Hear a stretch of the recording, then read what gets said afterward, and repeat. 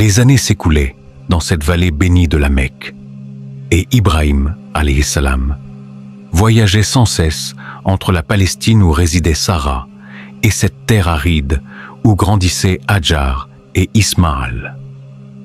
Ce va-et-vient constant révélait l'ampleur de son amour paternel et conjugal, mais aussi la complexité de sa situation familiale.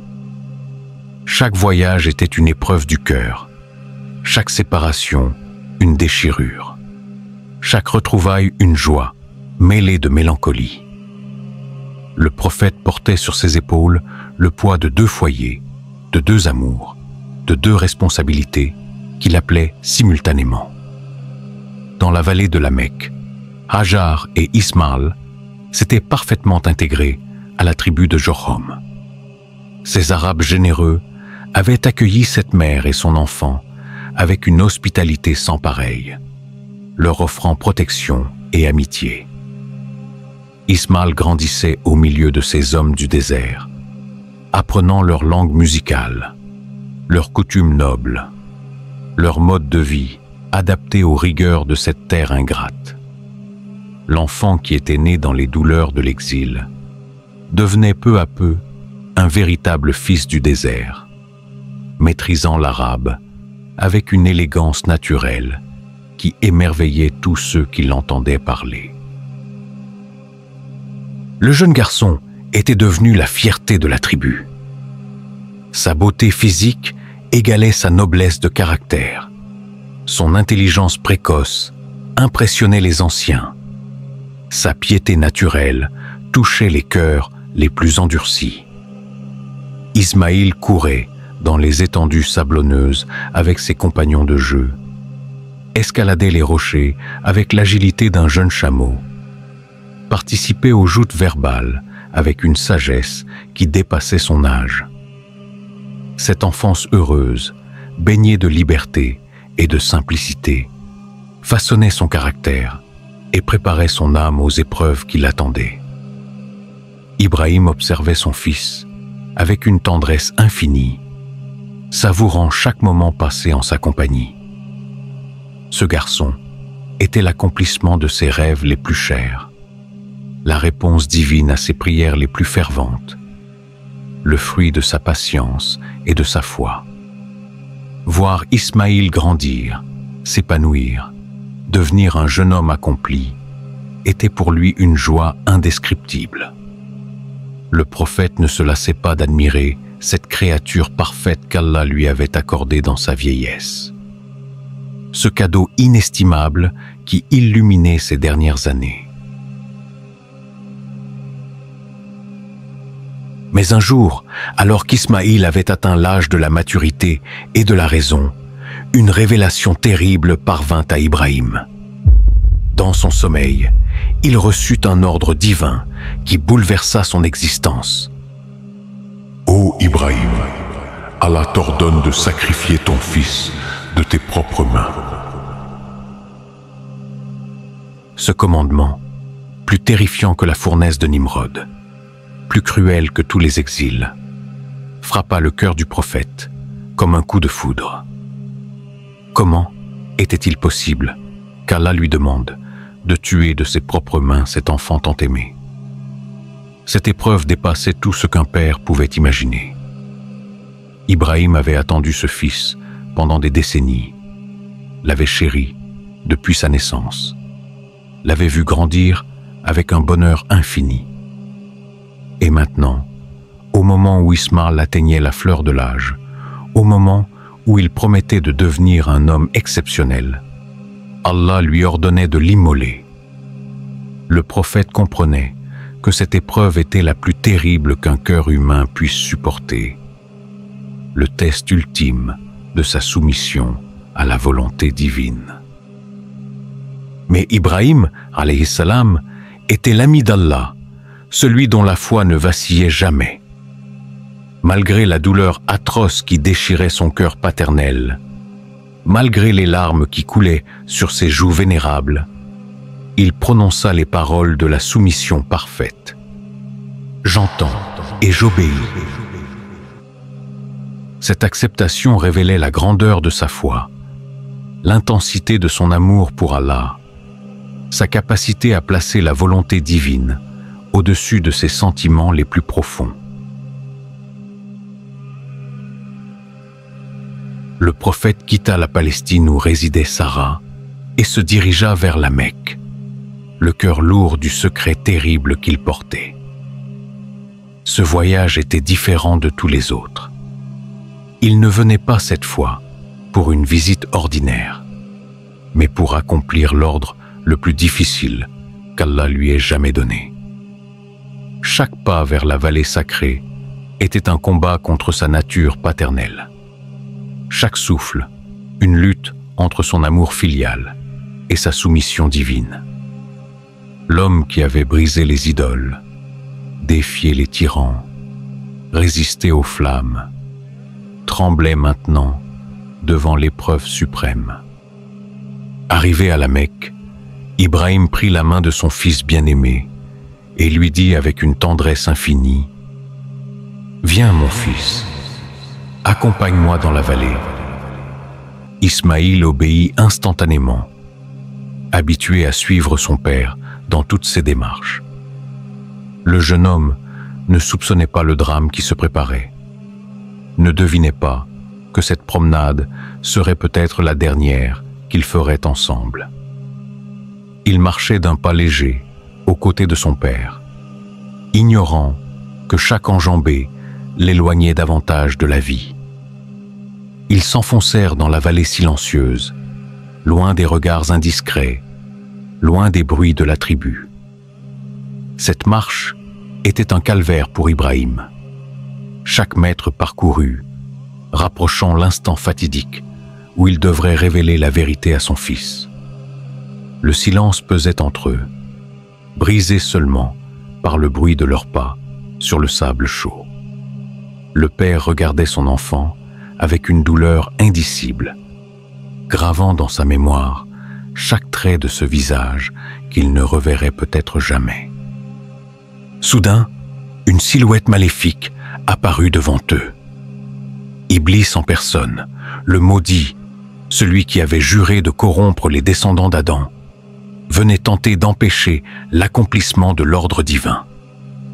Ce démon, qui connaissait l'ampleur de l'épreuve que vivait Ibrahim, espérait exploiter sa faiblesse paternelle pour le détourner de son devoir. Mais une question troublante se pose. Comment Iblis a su que Ibrahim allait limoger son fils? Comment se fait-il qu'Iblis parvienne toujours à surgir dans les moments les plus critiques de notre vie?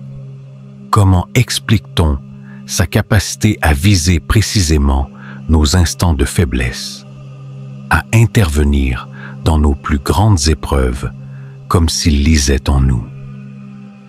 Iblis connaît l'homme. Il le connaît mieux que quiconque parmi les créatures. Pourquoi? Parce que depuis le jour où Allah l'a maudit et chassé, il a voué toute sa vie, toute son énergie, toute son ruse à une seule mission: faire dévier l'humanité du droit chemin. Depuis la descente d'Adam, alayhi salam, sur terre, Iblis ne s'est jamais reposé. Il n'a jamais abandonné. Il observe, il écoute, il étudie, il analyse, il médite. Il ne dort pas, il ne vieillit pas, il ne se lasse pas.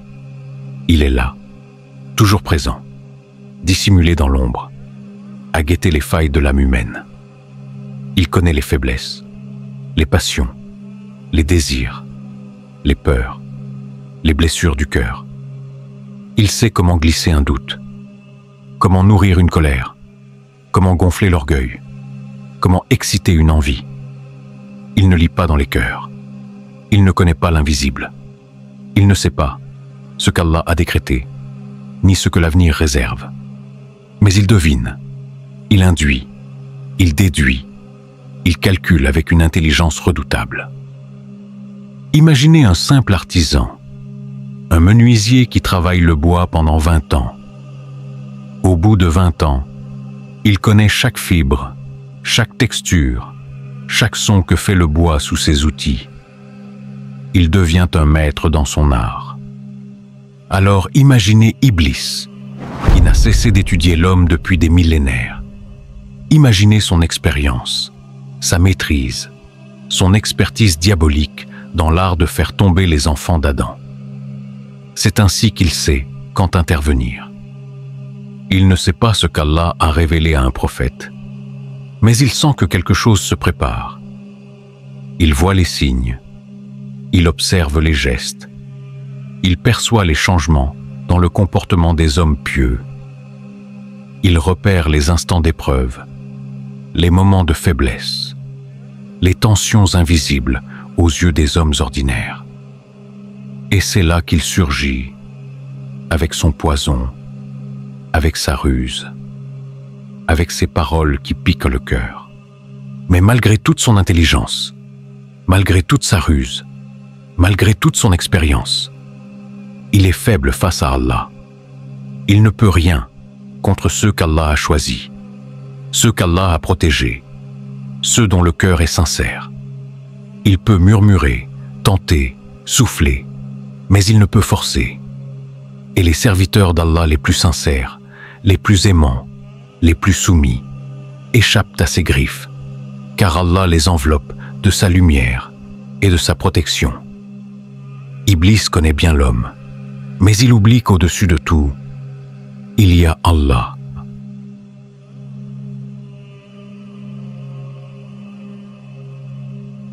Shaitan se dressa devant Ibrahim avec un air de fausse compassion, feignant de s'indigner de son projet. « Qu'es-tu en train de faire, Ibrahim » siffla le maudit avec une voix mielleuse. « Tu vas tuer ton propre fils ? C'est de la folie pure. Quel père digne de ce nom peut commettre un tel acte ?» Ces paroles visaient le point le plus sensible du cœur paternel, cherchant à éveiller la révolte contre l'ordre divin. Iblis savait que l'amour filial était l'arme la plus puissante contre la soumission à Allah, et il comptait sur cette faille pour faire échouer l'épreuve. Mais Ibrahim, alayhi salam, reconnut immédiatement la voix de l'ennemi juré. Sans hésiter, il ramassa des cailloux et les lança vers le démon en criant « Je cherche refuge auprès d'Allah contre toi, maudit !» Cette réaction instinctive révélait sa pureté spirituelle, sa capacité à identifier instantanément le mal et à le repousser. Les pierres atteignirent Iblis, qui fut contraint de reculer, vaincu par la foi inébranlable du prophète. Mais le démon ne renonce jamais facilement. Frustré par son échec auprès du père, il se dirigea vers le fils, espérant trouver chez ce jeune homme une résistance plus faible. Iblis apparut devant Ismaïl avec un air de fausse bienveillance, prenant l'apparence d'un sage conseiller soucieux de son bien-être. Cette ruse était l'une de ses spécialités. Se présenter comme un protecteur pour mieux corrompre ses victimes. « Ton père veut te tuer », lui dit-il avec une voix pleine de fausse compassion. « Fuis, mon enfant. C'est injuste. Quel crime as-tu commis pour mériter un tel châtiment ?» Le démon espérait réveiller chez Ismaïl l'instinct de conservation, la peur de la mort, la révolte contre l'autorité paternelle. Il comptait sur la jeunesse du garçon, sur son inexpérience, sur sa nature humaine pour le détourner de la voie droite. Mais Ismaïl, alayhi salam, était le fils du prophète, héritier de sa foi et de sa noblesse. Sans trembler, sans montrer la moindre peur, il répondit au démon avec une sérénité qui stupéfia même Iblis. « Si Allah a ordonné cela à mon père, alors laisse-le faire ce qu'Allah lui a commandé. » Cette réponse révélait la grandeur de son âme, sa soumission parfaite à la volonté divine, sa confiance absolue en la sagesse de son Créateur. Le jeune homme préférait mourir dans l'obéissance plutôt que de vivre dans la rébellion. Iblis fut pris de rage devant cette foi inébranlable. Il n'arrivait pas à croire qu'un si jeune homme puisse montrer une telle soumission face à la mort. Cette pureté spirituelle, cette acceptation sereine du destin, cette confiance en Allah dépassait sa compréhension. Le démon, habitué à exploiter les faiblesses humaines, se trouvait désarmé face à une foi si parfaite. Sa frustration grandissait, alimentant sa détermination à empêcher coûte que coûte l'accomplissement de l'ordre divin. Dans un ultime effort, Iblis courut vers Hajar, la mère d'Ismaïl. Il savait que l'amour maternel était la force la plus puissante sur terre, que le cœur d'une mère ne pouvait supporter l'idée de perdre son enfant. Il apparut devant cette femme vertueuse avec un air de terrible urgence, espérant déclencher chez elle une réaction instinctive de protection. Cette dernière tentative était son ultime espoir de faire échouer l'épreuve divine. « Ton mari va tuer ton fils !» lui cria-t-il avec une voix dramatique. « Tu dois l'arrêter. Une mère ne peut pas laisser assassiner son enfant. » Ces paroles visaient le cœur le plus tendre, l'amour le plus pur, l'instinct le plus profond. Iblis comptait sur la réaction maternelle pour créer le chaos familial, pour dresser la mère contre le père, pour empêcher l'accomplissement de la volonté divine. Mais Hajar était cette femme exceptionnelle qui avait survécu seule dans le désert avec son enfant. Elle avait appris à faire confiance à Allah dans les moments les plus difficiles, à accepter sa volonté, même quand elle dépassait sa compréhension. Face au démon, elle prononça des paroles qui résonnèrent comme un coup de tonnerre. Si Allah le lui a ordonné, alors qu'il fasse ce qu'Allah lui a commandé. Cette réponse révélait la grandeur de sa foi, sa soumission parfaite, sa confiance absolue en la sagesse divine. 3 fois, Iblis avait tenté d'empêcher l'accomplissement de l'ordre divin. 3 fois, il avait été repoussé par la foi inébranlable de cette famille bénie. 3 fois, des pierres avaient été jetées contre lui, symbolisant le rejet catégorique de ses tentations. Cette triple victoire de la foi sur le mal allait devenir un rituel éternel. Chaque année, des millions de pèlerins jetteraient des pierres aux 3 stèles de Mina, répétant le geste d'Ibrahim et renouvelant leur engagement à résister aux tentations sataniques. Vaincu et humilié, Iblis disparut dans les ténèbres d'où il était sorti. Sa défaite était totale. Sa stratégie avait échoué sur toute la ligne. La famille d'Ibrahim avait résisté à toutes ses ruses, repoussé toutes ses tentations, maintenu sa foi, malgré l'épreuve terrible qu'elle traversait. Cette victoire spirituelle préparait l'accomplissement du sacrifice, démontrant que rien ne pourrait détourner les élus d'Allah de leur devoir sacré.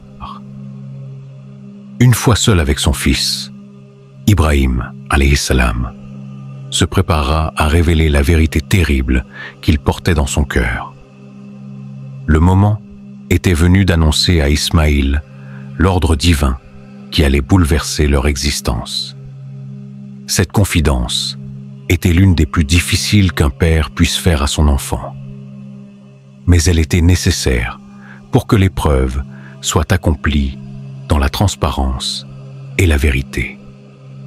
Le prophète cherchait les mots justes pour exprimer l'inexprimable. « Ô mon fils !» dit-il d'une voix tremblante d'émotion. « Je me vois en songe en train de t'immoler. Vois donc ce que tu en penses. » Ces paroles, rapportées par le Coran, révélait la délicatesse d'Ibrahim, sa volonté d'associer son fils à cette décision terrible. Le prophète ne voulait pas imposer sa volonté, mais cherchait le consentement de celui qui allait être sacrifié. Cette approche révélait sa noblesse de caractère, son respect pour la dignité de son enfant. La réponse d'Ismaïl fut encore plus surprenante que l'annonce elle-même. Ce jeune homme, qui venait d'apprendre qu'il allait mourir, répondit avec une sérénité qui stupéfia même son père. « Ô mon père, fais ce qui t'est commandé. Tu me trouveras, s'il plaît d'Allah, du nombre des endurants. » Cette réaction révélait la grandeur de son âme, sa soumission parfaite à la volonté divine, sa confiance absolue en la sagesse de son Créateur. Le fils dépassait même l'attente du père par sa noble acceptation. Mais Ismaïl ne se contenta pas d'accepter son destin. Avec une maturité qui dépassait son âge, il donna à son père des conseils pratiques pour faciliter l'accomplissement de l'ordre divin. « Ô Père, attache-moi solidement avant de me sacrifier. Je crains que la douleur ne me fasse bouger et que mon sang ne t'éclabousse, diminuant ainsi ma récompense. » Ces paroles révélaient sa préoccupation pour le bien-être spirituel de son père, sa volonté de faciliter cette épreuve terrible. « Aiguise bien ton couteau pour que je ne ressente pas trop de douleur. » Cette demande révélait son humanité, sa crainte naturelle de la souffrance, mais aussi sa résignation face à l'inéluctable. Le jeune homme cherchait à rendre moins pénible pour son père l'accomplissement de ce devoir atroce, pensant plus au bien-être paternel qu'à sa propre survie. « Appuie mon visage contre le sol, afin que tu n'aies pas pitié de moi si tu voyais mon expression. Je ne veux pas que tu hésites dans l'accomplissement de l'ordre divin. »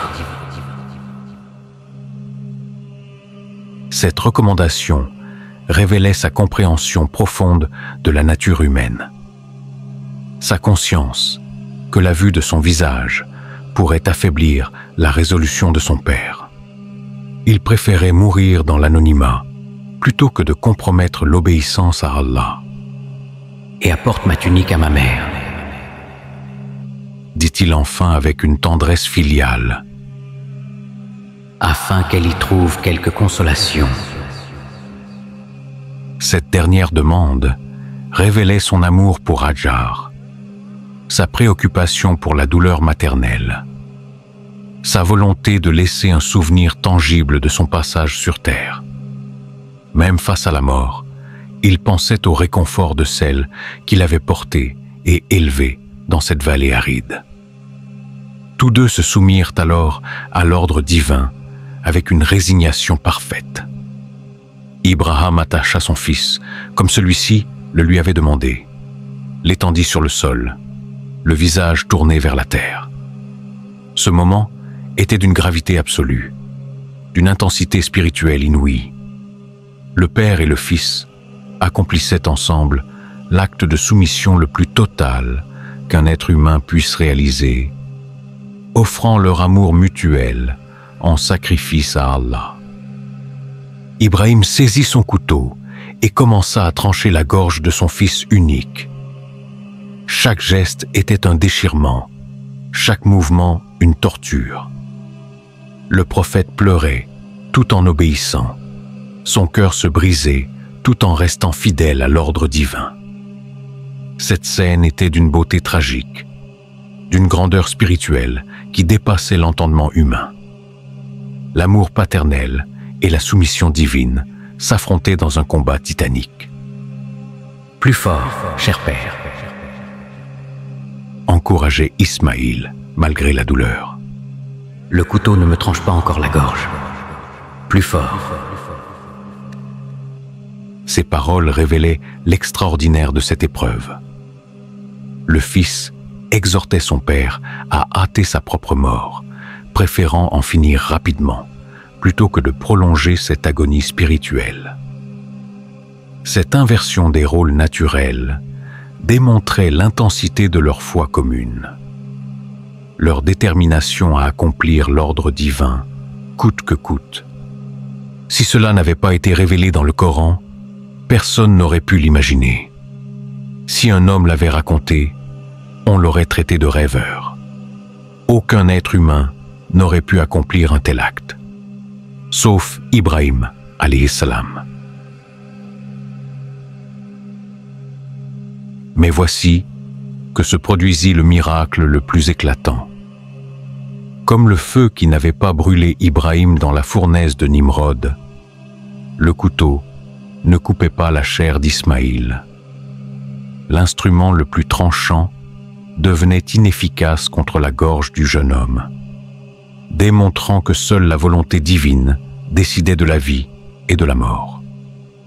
Cette intervention miraculeuse révélait qu'Allah ne voulait pas la mort d'Ismaël, mais seulement tester la soumission de son père et de lui-même. Soudain, une voix retentit du ciel avec une puissance qui fit trembler toute la vallée. « Ô Ibrahim !» Cette interpellation divine interrompit le sacrifice, suspendant l'accomplissement de l'ordre terrible. Le prophète leva les yeux vers le ciel, le cœur battant, ne comprenant pas encore ce qui se passait. Cette voix céleste apportait-elle une annulation de l'ordre, une modification du commandement, ou simplement une confirmation de l'épreuve accomplie? Ô Ibrahim, tu as confirmé la vision. Vous avez réussi le test. C'est ainsi que nous récompensons les bienfaisants. Ces paroles révélaient la véritable nature de l'épreuve. Allah ne voulait pas la mort d'Ismaïl, mais seulement tester la soumission parfaite de son père et de lui-même. Le sacrifice moral était accompli, l'obéissance prouvée, la foi démontrée. L'épreuve était terminée, la victoire acquise. C'était là, certes, l'épreuve manifeste. Et nous avons racheté son fils par un grand sacrifice. Ces paroles confirmaient que cette épreuve était la plus difficile qu'un être humain puisse traverser, le test ultime de la foi et de la soumission. Mais Allah, dans sa miséricorde infinie, avait préparé une alternative au sacrifice humain, une solution qui préserverait la vie tout en honorant l'obéissance. Du ciel descendit alors un magnifique bélier. Cet animal était d'une beauté extraordinaire, blanc comme la neige, avec des cornes majestueuses, des yeux brillants d'intelligence. Selon les récits authentiques, c'était le même bélier qu'Abil, le fils d'Adam, avait offert en sacrifice sincère et qu'Allah avait accepté. Cette créature avait été préservée au paradis pendant des siècles, attendant ce moment historique pour remplacer Ismaïl sur l'autel du sacrifice.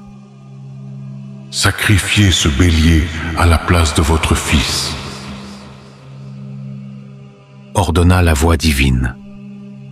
Cette substitution révélait la sagesse et la miséricorde d'Allah, qui avait voulu tester la soumission de ses serviteurs sans exiger la mort de l'innocent.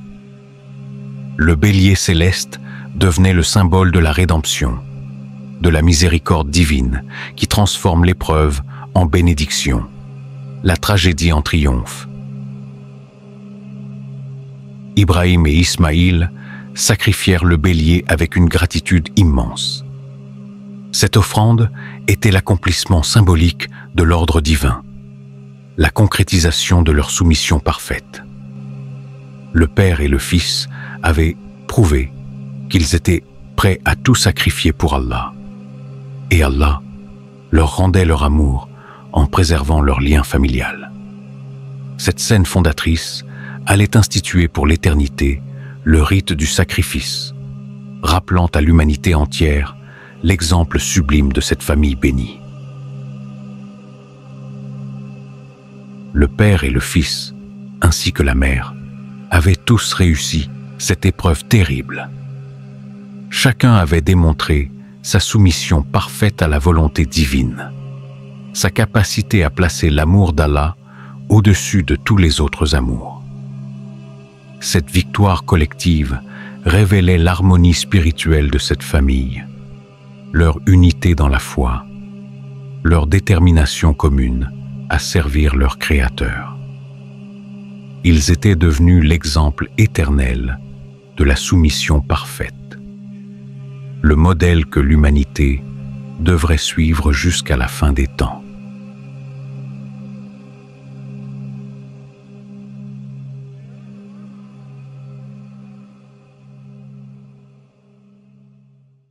Mm-hmm.